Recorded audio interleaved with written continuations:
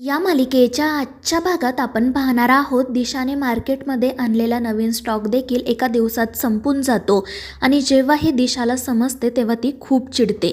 ती फोनवर विचारत असते की हे सगळं नक्की कोण करतंय आणि त्याच वेळी अनुष्का त्या ठिकाणी येत सांगते की हे सगळं किर्लोस्कर करत आहेत. तेच तुझा स्टॉक विकत घेत आहेत आणि त्यांच्या नावावर विकत आहेत आणि ते ऐकून दिशा खूप चिडते. तर अनुष्का म्हणत असते की दिशा हे सगळं ना फक्त तुझ्या घाईमुळे झालं आहे. तरी मी तुला सांगत होते की घाई करू नको, मी जो प्लॅन केला आहे त्यानुसार आपण जाऊ, पण तू माझं काही ऐकलं नाही आणि आता आपल्याला किती मोठा लॉस झाला आहे हे बघतेस ना तू. आणि त्यांचं बोलणं सुरू असतानाच आदित्य आणि मोहन त्या ठिकाणी येतात आणि दिशासोबत अनुष्काला बघून आदित्य आणि मोहनला तर मोठा धक्काच बसतो. त्यांच्या पाठोपाठ अहिल्या देखील त्या ठिकाणी येते आणि तिला बघून अनुष्काच्या पायाखालची जमीनच सरकते. दुसरीकडे पारू पोलीस स्टेशनमध्ये जाते.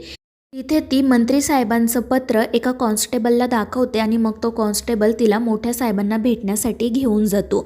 दुसरीकडे प्रीतम घरी येतो तर प्रिया त्याच्यावर खूप चिडलेली असते. ती म्हणत असते की प्रीतम काय चाललंय तुमचं?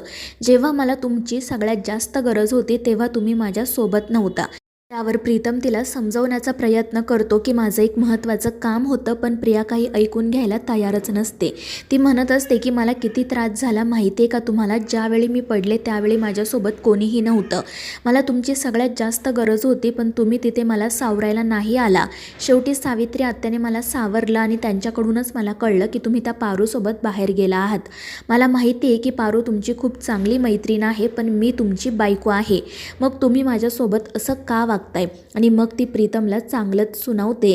तर प्रीतम तिला समजावत असतो की प्रिया प्लीज माझ्यावर विश्वास ठेव, मी एक खरंच खूप महत्त्वाचं काम करतोय. तर प्रिया विचारत असते की कोणतं काम? मात्र प्रीतम म्हणतो की ते मी आत्ता तुलाच काय तर घरात कोणालाही सांगू शकणार नाही. आणि हे ऐकून प्रियाचा राग अजूनच वाढतो. ती म्हणत असते की प्रीतम आपण दोघं नवरा बायको आहोत ना, मग आपल्यामध्ये ही अशी लपवाछपवी का? मात्र प्रीतम तिला समजावतो आणि शांत राहायला सांगतो. पण तितक्यात दामिनी त्या ठिकाणी येते आणि ती या दोघांचं सगळं भांडण ऐकू लागते. प्रिया प्रीतमवर खूपच चिडलेली असते. तर दुसरीकडे अनुष्का अहिल्याला बघून खूप घाबरलेली असते आणि मग ती अहिल्याला खोटं सांगते की या दिशाने आपल्यासोबत जे काही केलं आहे ना त्याचाच मी जाब विचारायला इथे आले होते, पण तुम्ही मला येऊ दिलं नसतं म्हणून मी तुम्हाला न विचारताच इथे आले. आणि मग त्यानंतर नाटक करत दिशाच्या अंगावर धावून जाते. तर दिशा तिला जोरात ढकलून देते. अहिल्या पटकन अनुष्काला सावरते आणि मग दिशाकडे बघत हसतच म्हणते, दिशा तुझ्या चेहऱ्यावरचा उडालेला हा रंग तुझ्या आजूबाजूला असणारे हे बॉडीगार्ड बघूनच कळतंय की तू मनातून किती घाबरली आहेस ते. आणि घाबरायला सुद्धा हवंच तुला, कारण तू अहिल्यादेवी किर्लोस्करला आव्हान दिलं आहे. खरंच तुझं कौतुकही करायला हवं की तू मला आव्हान दिलं आहेस. आणि त्यावेळी अनुष्का म्हणते की मॅम तुम्ही या दिशाकडे अजिबात लक्ष देऊ नका, हिच्यासाठी तर मीच पुरेशी आहे. पण त्यावेळी अहिल्या चिडून म्हणते की अनुष्का मी अहिल्यादेवी किर्लोस्कर आहे, काय करायचं हे मला तू सांगू नको. आणि ते ऐकून अनुष्का गप्पच बसते.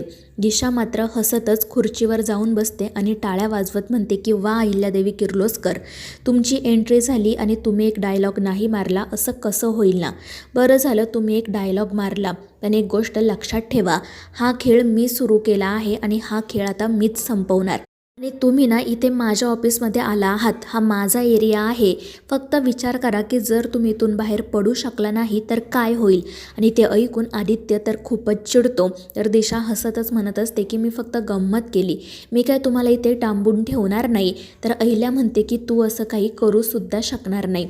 मग त्यानंतर ती दिशाला म्हणते की त्या दिवशी तू माझ्या घरात येऊन मला धमकी देऊन गेलीस, पण त्यावेळी मला तुला द्यायला काहीच नव्हतं, पण आता मी तुझ्यासाठी एक सरप्राईज गिफ्ट आणलं आहे. आणि ते ऐकून दिशा म्हणते की वाव, तसंही बरेच दिवस झालं मला कोणी गिफ्ट दिलं नाही, काय गिफ्ट आणलं आहे सांगा बघू. आणि ते ऐकून अहिल्या तिच्या जवळ जाते आणि तिच्या एक सणसणीत कानाखाली मारते. त्यामुळे दिशा तर खूपच चिडते, पण ती काहीच करू शकत नाही. आणि मग अहिल्या दिशाला बाजूला ढकलून स्वतः तिच्या खुर्चीवर जाऊन बसते.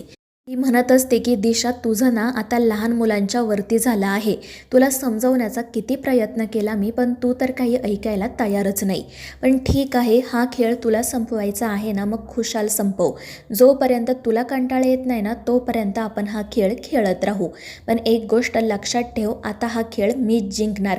कारण कितीही प्रयत्न केलेस ना तरीही तू किर्लोस्करांचं साम्राज्य उद्ध्वस्त करू शकणार नाही. आणि मग त्यानंतर ती दिशाला हे सुद्धा सांगते की तू खोटी कागदपत्र देऊन ते टेंडर मिळवलंस ना, आता ते टेंडर देखील तुझ्या हातात राहणार नाही. कारण मी हे सगळं बिझनेस असोसिएशनला कळवलंय. आणि त्याचवेळी एक माणूस त्या ठिकाणी येतो आणि दिशाला सांगतो, दिशा मॅडम, तुम्ही फ्रॉड करून टेंडर मिळवलं आहे हे कळले आम्हाला. त्यामुळे आम्ही ते टेंडर तुमच्याकडून काढून घेतोय आणि किर्लोस्करांना देतोय. आणि इतकंच नाही तर तुमच्यावर आता चौकशीसुद्धा बसवण्यात येत आहे. जर त्या चौकशीमध्ये तुम्ही दोषी आढळलात तर तुमच्यावर कारवाई करण्यात येईल, हे लक्षात ठेवा. आणि ते ऐकून दिशा तर अजूनच चिडते. तर अहिल्या म्हणत असते की दिशा, बिझनेसच्या नावाखाली तू हा जो काही सावळा गोंधळ मांडला आहेस ना, तो तुला लवकरच आवरावा लागणार आहे. आणि तुला बिझनेसची खूप हौस आहे ना, मग ठीक आहे, मी तुला अजून एक संधी देते. आणि मग ती दिशाच्या हातावर 10 रुपये ठेवत म्हणते की हे घे 10 रुपये, हवं तर ॲडव्हान्स समज. असेच प्रोडक्ट बनवत राहा, आम्ही ते प्रोडक्ट विकत घेत राहू. जोपर्यंत तुला कंटाळा येणार नाही ना तोपर्यंत हा खेळ चालत राहील. फक्त एक गोष्ट लक्षात ठेव, क्वालिटीमध्ये कोणतीही कॉम्प्रोमाइज करू नको. आणि मग त्यानंतर अहिल्या, आदित्य, मोहन हसतच तेथून निघून जातात. अनुष्काही त्यांच्या पाठोपाठ जाते. दिशा तर खूपच चिडलेली असते. दुसरीकडे पारू इन्स्पेक्टरला मंत्री साहेबांचं ते लेटर दाखवते आणि त्यांना विचारते की मला दिशा मॅडमचं CCTV फुटेज बघता येईल ना. त्यावर तो इन्स्पेक्टर म्हणतो की हो, तसं तर CCTV फुटेज बघण्याची परवानगी कोणालाही नाही आहे, पण तुम्ही लेटर आणल्यामुळे आम्ही तुम्हाला ते बघू देतोय. आणि मग त्यानंतर तो पारूला एका रूममध्ये जायला सांगतो. तिथे एक हवालदार असतो. तो पारूचं कौतुक करत म्हणत असतो की मी तुम्हाला अनेकदा अहिल्या मॅडमसोबत बघितलं आहे, तुम्ही खरंच खूप चांगलं काम करता. आणि मग त्यानंतर तो दिशाचं CCTV फुटेज पारूला दाखवतो.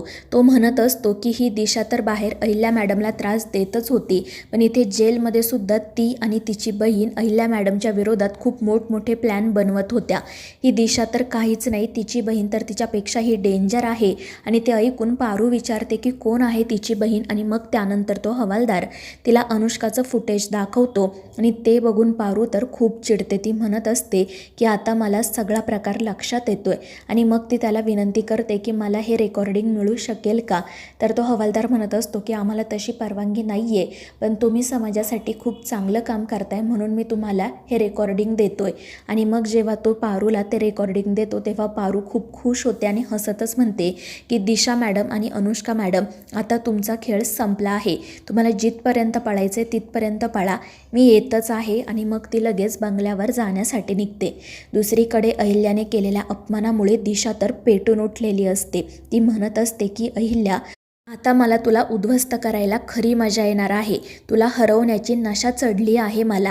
आणि काय म्हणालीस तू, माझ्या कुटुंबापासून दूर राहा ना, पण आता बघ मी तुझ्या कुटुंबाची कशी अवस्था करते ते. तू ना त्यांच्या मरणाची भीक मागशील माझ्याकडे आणि त्यावेळी मी सुद्धा तुला अशीच सणसणीत कानाखाली मारेल. आणि मग त्यानंतर ती लगेच पुढचं प्लॅनिंग करते. तर मित्रांनो, या मालिकेच्या पुढील भागांच्या अपडेट्ससाठी आपल्या चॅनेलला सबस्क्राईब करा.